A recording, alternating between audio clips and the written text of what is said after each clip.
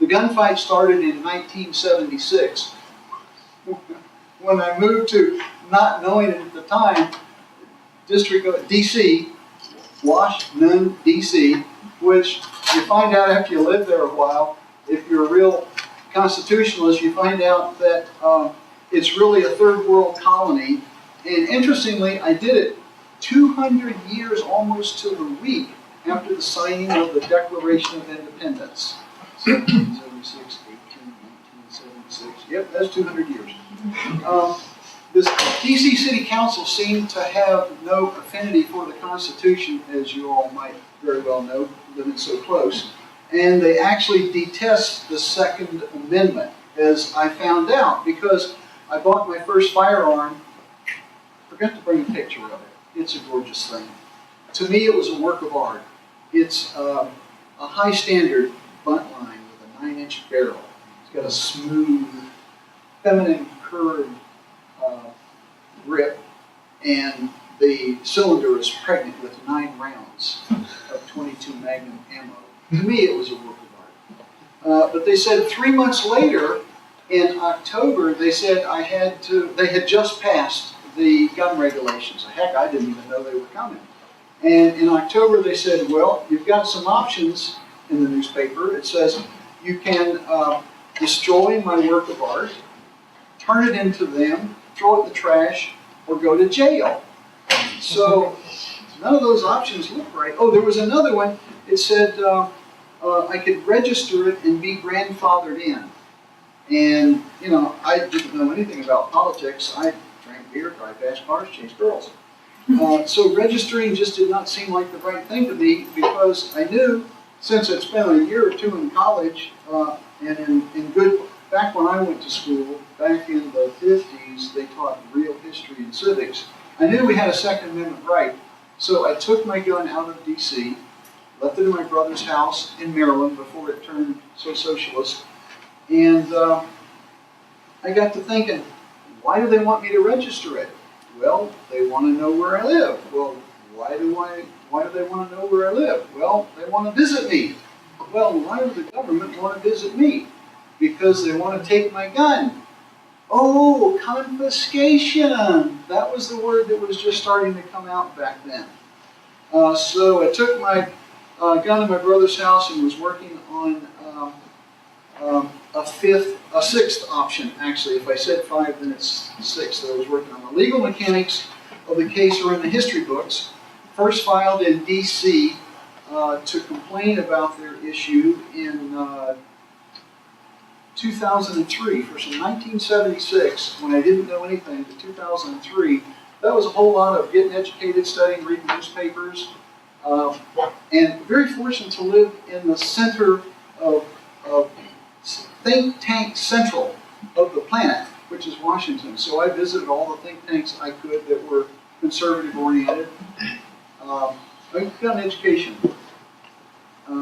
And so in 2003, that's what took so long. In 2003, the case we challenged, it was dismissed by the local district federal court, because a gun issue is a constitutional issue. So we were in federal court instead of D.C. Superior Court. And we appealed to the D.C. Federal Circuit, which is an appellate court for D.C., and we won. And every paragraph, there's an exciting 30-minute story behind it, but I'm giving you the foundation.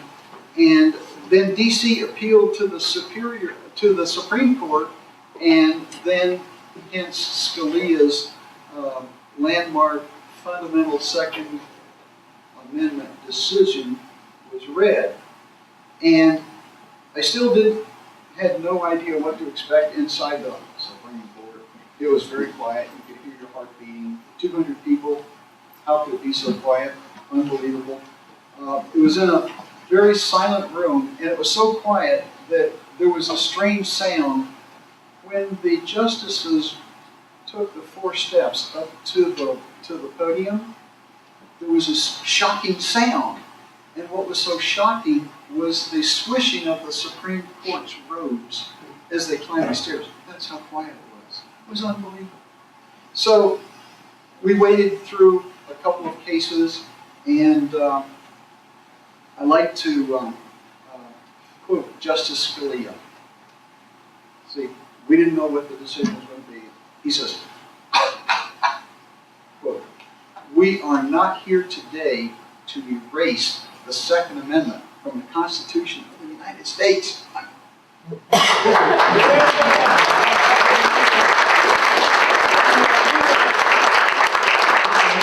But it was still quiet, you know? I mean, you know that Norwegian painting, Silent Scream? That was me. I'm sure there were some other people there. I didn't know much, but I knew we had won something, which turned out to be the affirmation and ownership of my handgun or any other firearm for my house within the home as an individual enumerated constitutional right. And the exciting part, the story doesn't end there, it just gets more exciting because 15 minutes later, while we're outside in front of the microphone banks, our lawyer, Alan Gura, made a phone call, dropped a dime, and the McDonald case, the McDonald v. Chicago case, was filed that day. Okay?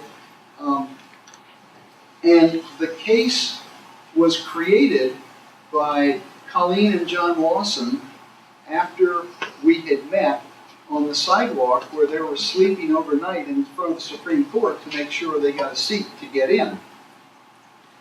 And another story.